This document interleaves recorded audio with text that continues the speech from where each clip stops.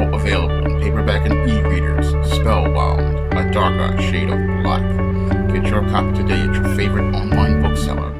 I was watching a Ligiea Resurrected video last week where she emphatically stated that racism has no place in the goth subculture.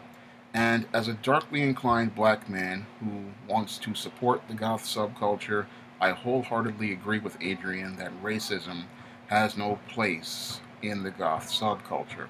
And as someone who has done extensive research on the goth subculture over the last 4 years, as I wrote the 3 books of the Spinsterella trilogy featuring an African-American goth heroine, Spinsterella, Spellbound, and the legendary Mad Matilda, I can honestly tell everyone that black people, Hispanic people, Asian people, and people of different religions like Muslims have been a part of the goth subculture since its inception. And I can tell you that because I've done extensive research on the goth subculture, and I have numerous sources that I can point to show you pictures of people in the goth subculture of different races, different ethnicities, and different religions. And one of the first pieces of sources of information I got when I was watching an Angela Benedict video was Propaganda Magazine. And Propaganda Magazine was a magazine that came out in the late 1980s and 1990s about goth music and the goth subculture. And all you have to do is Google Propaganda Magazine, and you will see images from this old magazine that feature black people, Latina people, and Asian people in the goth subculture in the earlier days of the late 1980s and the 1990s. And it was these images I saw in Propaganda Magazine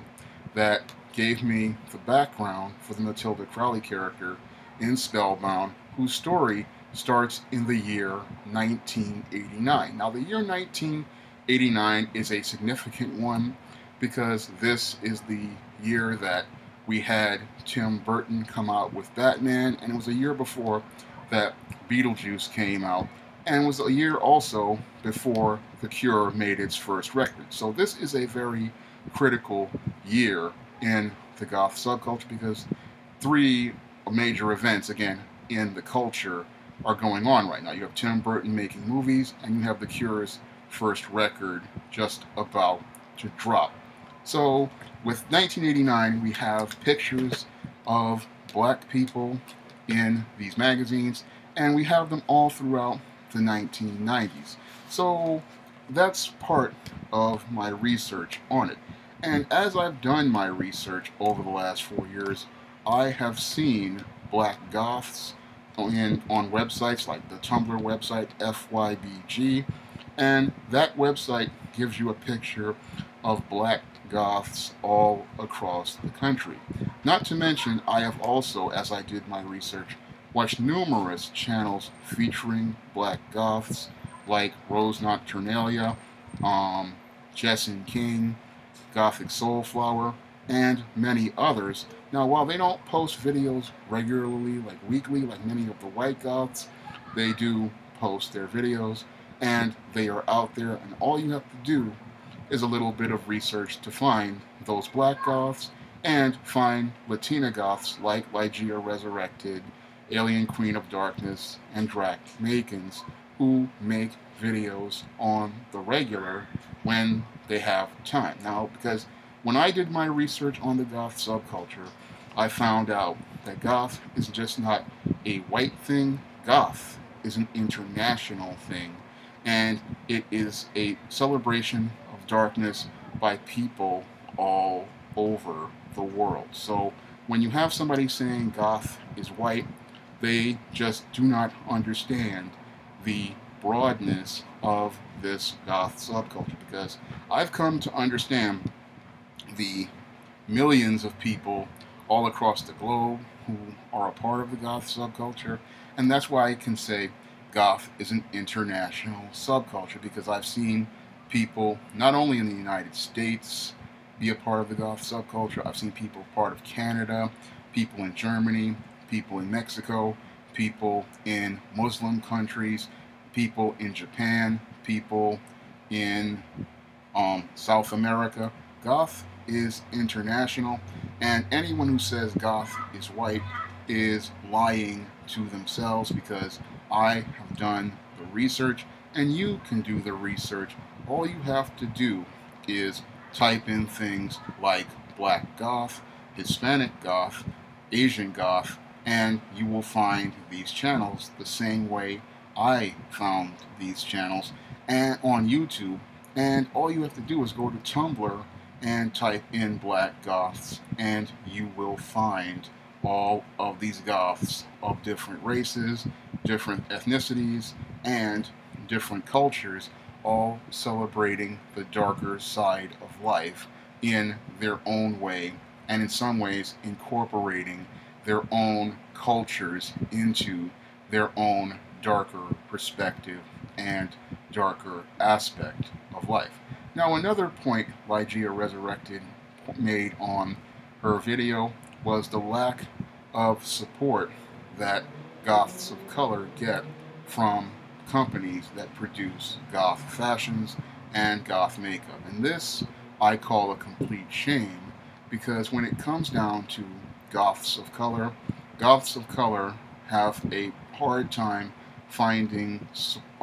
fashions and makeup, because many companies believe that they only have to market featuring white models, and that's not the way this subculture should be. If these companies were very smart like I am, they would be making efforts to try to reach the darkly inclined and goth people of color out here, because that's where a big chunk of money is. Because every day I go to watch a goth video by somebody like an Angela Benedict or one of the other more popular goths out here like Black Friday, and there are black girls, Hispanic girls, Asian girls, and guys asking if a black person can be goth. Now, I have made videos emphatically trying to tell people that yes, black people can be goth, because I have seen black goths at my public library, and I have seen black goths out and about on the street. But because many companies only market featuring white models, it makes people believe that goth is a white thing, and that's not the case at all. Many of these companies, they are really hindering themselves by not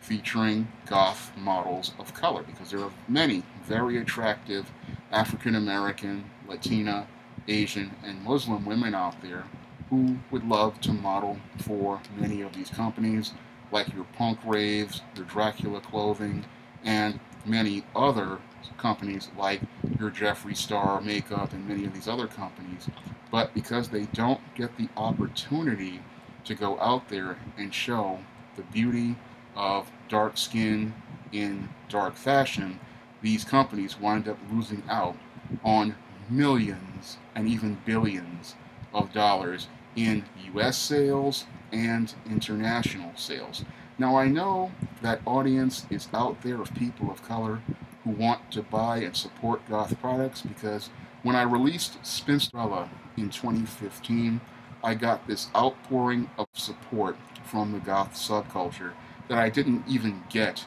from the black community.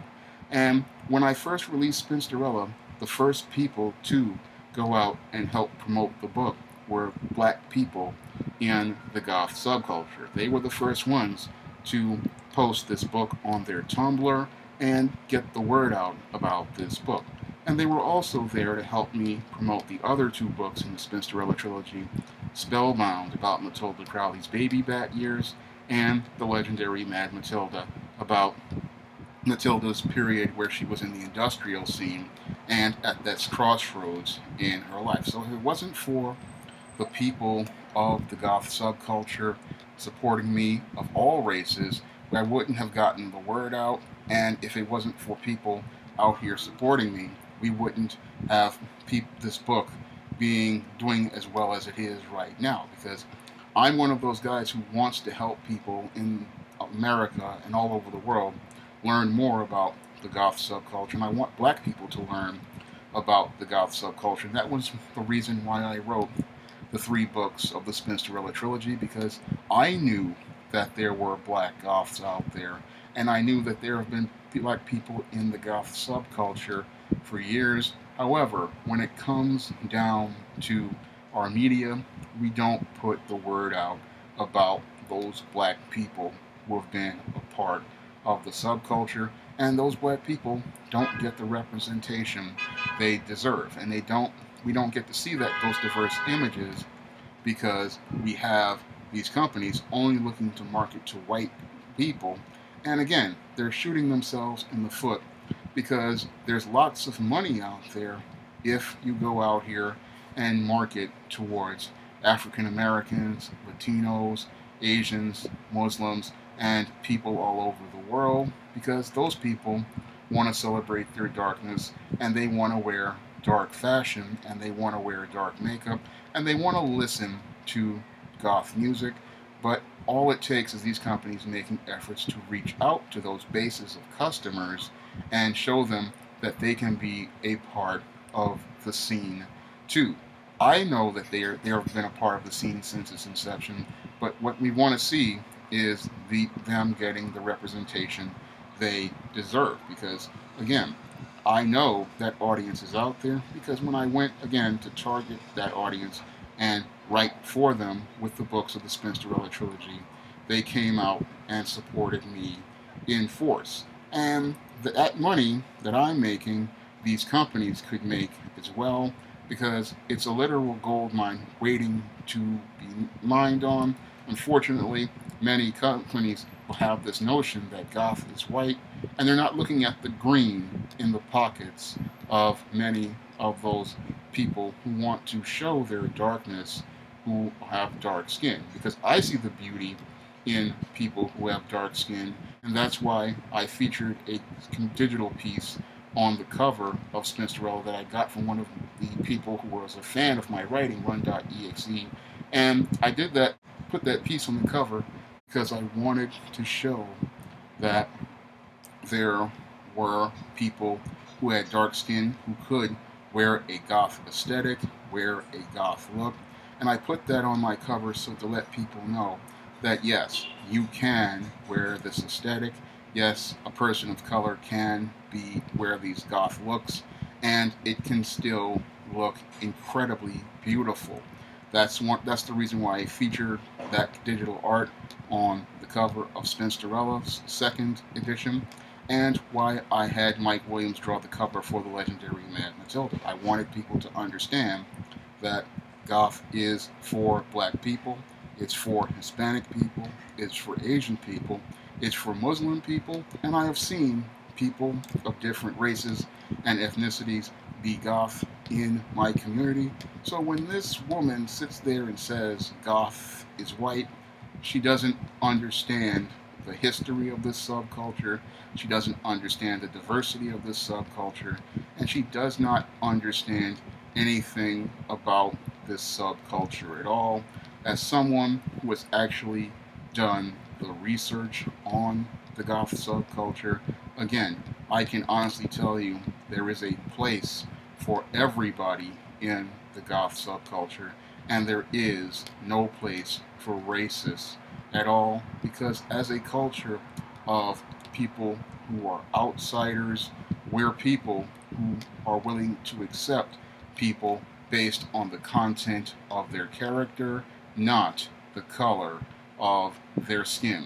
If you'd like to learn more about the Matilda Crowley character and the experiences of an African American goth, you can pick up the books of the Spinsterella trilogy, Spinsterella, Spellbound, and the legendary Mad Matilda, on Amazon.com by clicking the link in the description box. There you can pick up the books in either paperback or ebook. And if you have Kindle Unlimited, you can read the legendary Mad Matilda on Kindle Unlimited for free. That's all I have to say for this video. You can comment, rate, and subscribe.